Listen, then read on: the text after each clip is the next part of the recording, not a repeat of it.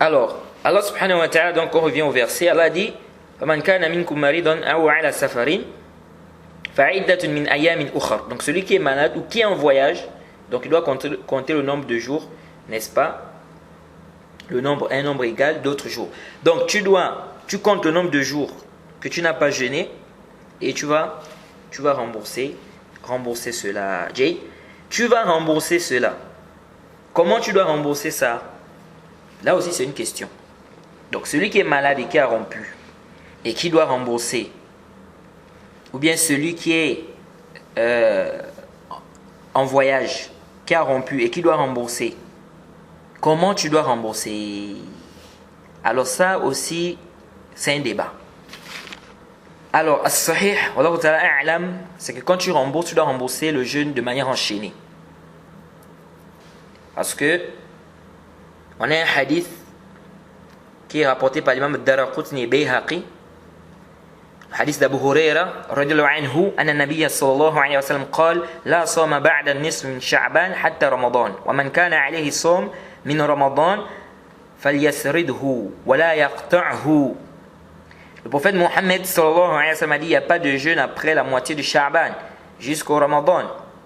Celui qui a un jeûne du Ramadan, donc à rembourser, qu'il le jeûne de manière enchaînée, qu'il ne le sépare pas. Donc, qu'il enchaîne, qu'il ne le coupe pas, donc qu'il ne le sépare pas. Donc, ça veut dire que tu dois jeûner de manière enchaînée. Donc, quand tu vas rembourser le jeûne, tu ne dois pas couper. C'est-à-dire, tu ne dois pas dire, par exemple, je jeûne aujourd'hui, demain je peux ne pas jeûner. Après, demain je jeûne là. Tu dois jeûner enchaîné. De la même manière que tu jeûnais pendant le mois de Ramadan, enchaîné, quand tu vas rembourser ce jeûne-là, tu dois aussi faire ça enchaîné. Parce que quand tu jeûnes pendant le mois de Ramadan, tu jeûnes enchaîné. Est-ce que tu dis non, je jeûne aujourd'hui, demain je rends, après demain je vais continuer à jeûner, après je rends là. Tu jeûnes de manière enchaînée. Donc de la même manière, quand tu vas rembourser, tu dois aussi jeûner de manière enchaînée. Ça, c'est la vie que nous trouvons juste pour l'autre a'lam.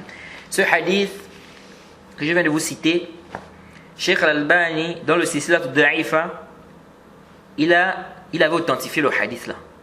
Dans le Irwa, il a rendu ça da'if. Lèche. Pourquoi?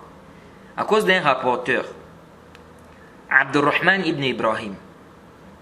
Ce rapporteur-là rapporte une copie de hadith. Et donc les savants divergent sur ce rapporteur. Certains ont dit qu'il est da'if, comme l'imam Ad-Daraqutni. Il dit qu'il est da'if.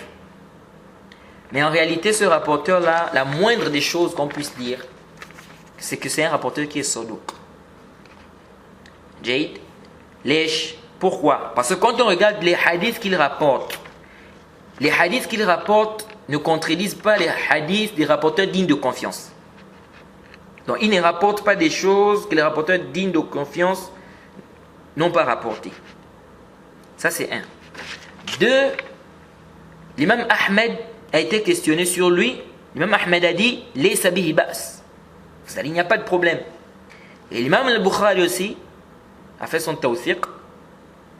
Ibn Ma'in a dit « Thiqa huwa thiqa ». Ibn Ma'in, vous savez qu'Ibn Ma'in il était dur dans au niveau du tawthiq. Quand Ibn Ma'in te dit que tel rapporteur est digne de confiance, vraiment il faut t'accrocher. Parce que lui, pour qu'il dise qu'un rapporteur est digne de confiance, c'était pas facile. Il y a aussi Abu Zur'a. Abu Zur'a qui a dit la ba'sa bihi, ahadithuhu mustaqima. Il a dit il n'y a pas de mal. Ces hadiths sont corrects. Ces hadiths sont corrects. Parce qu'ils rapportent ce que les rapporteurs de confiance rapportent. Donc, aqal shay, la moindre des choses qu'on puisse dire de ce rapporteur, c'est qu'il est saduq. Donc, le hadith, c'est un hadith authentique.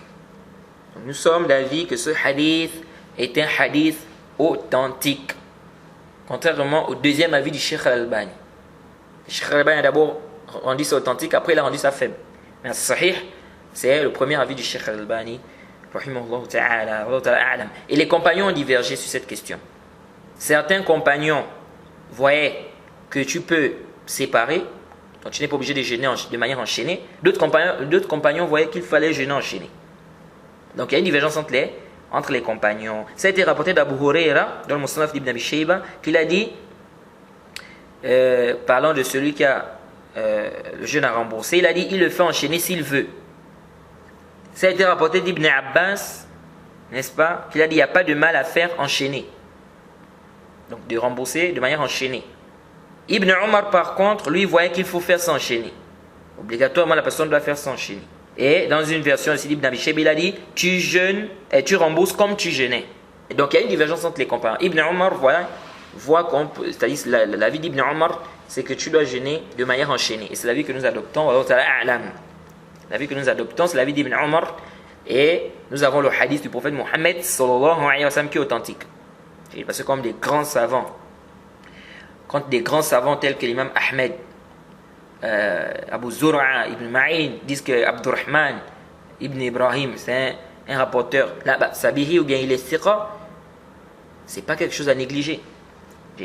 Donc ici nous sommes d'avis que la personne doit jeûner de manière enchaînée. Wallahu ta'ala a'lam. Ici il y a un ishkal. Le hadith qu'on a cité, c'est le hadith d'Abu Huraira, où on dit que le prophète a dit celui qui a le jeûne à rembourser, il doit le faire de manière enchaînée. Il doit l'enchaîner. Il ne doit pas couper cela, c'est-à-dire il ne doit pas jeûner en séparant les jours.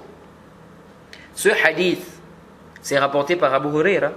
Moi, on voit que dans le Musannaf d'Ibn Abi Shayba, il a dit il le fait enchaîner s'il veut. Donc il y a un problème. Comment ça il rapporte? Parce que le hadith du prophète, c'est un ordre. Quand on voit le hadith du prophète, on voit que c'est un ordre. فَلْيَسْرِدْهُ وَلَا يَقْطَعْهُ. Il a même interdit, il a dit il ne doit pas couper, il ne doit pas séparer. Il doit jeûner, enchaîner. Donc c'est un ordre. Et il y a aussi l'interdiction ici. Alors, comment se fait-il qu'Abu Huraira dise ici s'il veut? Alors ici, il a ishkal. Nous disons soit Abu Huraira a compris de la parole du prophète que c'est pas obligatoire. Parce qu'on a le verset. Allah subhanahu wa ta'ala a dit فَعِدَّةٌ مِنْ أَيَامٍ أُخَرٍ. C'est général. Ici, Allah subhanahu wa ta'ala n'a pas parlé, n'est-ce pas? Il n'a pas conditionné que ça doit être enchaîné. Donc peut-être Abu Huraira, par rapport au verset, n'est-ce pas? Il a compris que l'ordre du prophète, ce n'est pas une obligation. C'est pourquoi il a dit si il veut. Il se peut aussi qu'il a oublié. Il se peut aussi qu'il ait oublié le hadith. Et ça, on a déjà vu. Si vous vous rappelez, quand on a fait le sharh du Nuzha de Al-Hafiz ibn Hajar, si vous vous rappelez, on a parlé de cette question-là. Le rapporteur qui rapporte un hadith et qui oublie. Donc le rapporteur oublie son hadith. Et je crois que c'est même ça, c'est même le titre du cours, c'est même ça. Il y a un cours là-bas où on a mis le rapporteur oublie son hadith. Je pense que c'est ça le titre. On a parlé de cette question. Et on a vu que ça arrivait. Qu'un rapporteur rapporte un hadith et lui-même il oublie le hadith qu'il a rapporté. Et même entre nous, parfois ça arrive. Parfois tu oublies que c'est toi qui a dit, n'est-ce pas, telle ou telle chose. Le frère te dit, c'est toi qui m'avais dit ça. Je dis, ah bon, tu es sûr? C'est moi qui t'ai dit ça? Oui, c'est toi qui m'avais dit ça. Est-ce que vous voyez? Donc ça peut arriver. Quelqu'un peut dire quelque chose et puis après oublier, n'est-ce pas, qu'il a eu à dire cette chose. Jade. Donc c'est possible. Bien évidemment, ça aussi, c'est parfois, c'est-à-dire c'est parmi les turuq que certains savants utilisent pour rendre un hadith faible, parfois. Jade. Lorsque le rapporteur qui rapporte le hadith contredit, c'est-à-dire il donne un avis qui est contraire à ce qu'il a rapporté. Jade. Mais ça aussi, c'est pas comme ça de manière absolue. C'est pourquoi certains savants te disent al-ibra bima rawa ar-rawi la bima ra'a. C'est-à-dire ce qui est pris en considération, c'est ce que le rapporteur a rapporté et non son avis à lui. Okay. Donc ce qui est pris en considération, c'est quoi? C'est le hadith, le hadith du prophète Mohammed sallallahu alayhi wa sallam. Allah ta'ala a'lam. C'est la vue que nous trouvons juste, allez le plus avant. Donc celui qui a le jeûne à rembourser, nous disons à celui-là de rembourser son jeûne de manière enchaînée. Il n'y a pas à couper ça. Allah ta'ala a'lam. Et comme je vous ai dit, c'est une divergence entre les compagnons.